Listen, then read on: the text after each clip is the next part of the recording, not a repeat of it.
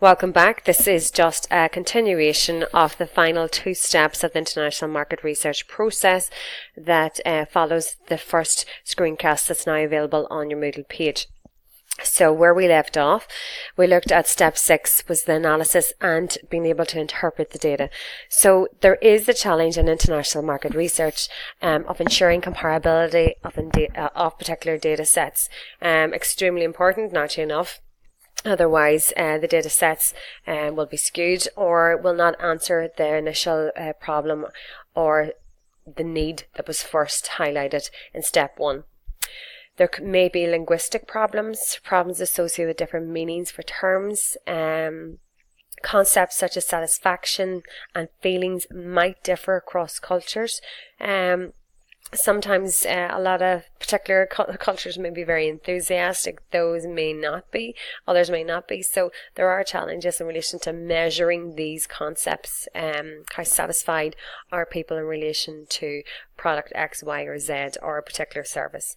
There are also ideas related to time and punctuality might differ, and particularly within Ireland, we know that this is the case because we may not be always the most punctual.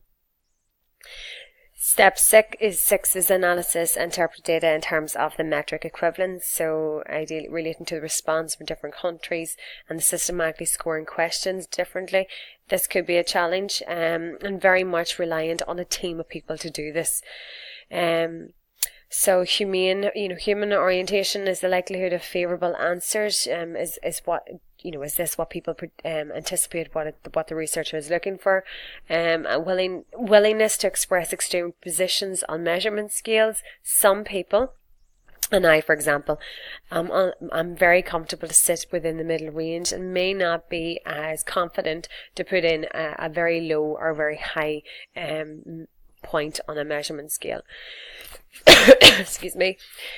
Socially desirable respondents bias their own opinions by what they believe is most culturally acceptable.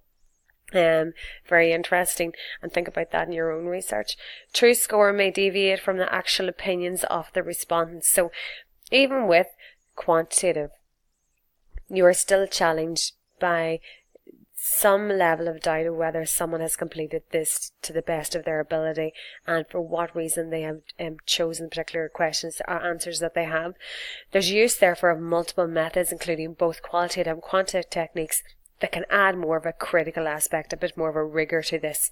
So monitoring cultural differences, the various research approaches generates naturally a better set of results, because you have been able to back up maybe what is a quantitative survey with a more in-depth understanding of a person's opinions or answers through maybe a personal interview or a focus group, and you can extract real rich insight and you can probe a bit further. Step 7, the final stage of the 7-step process of international marketing research process, is the formulating conclusions and writing reports.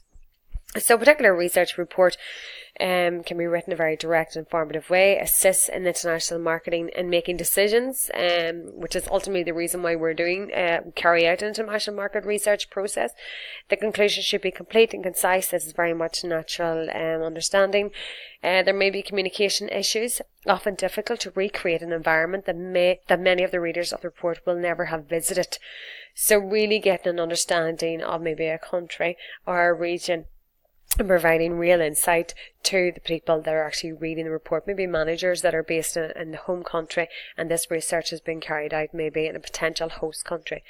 Readers may initially be reluctant to accept findings, but readers may be initially unable to understand the findings because they weren't in that particular setting in the first instance. So we have carried and looked through the 7 stages. In our lecture on Thursday the 18th, we will look at the ethics aspects and of international market research. We will look at bottom of the pyramid in international market research, and most importantly, we're going to use the time in Thursday's lecture to actually look through the individual coursework.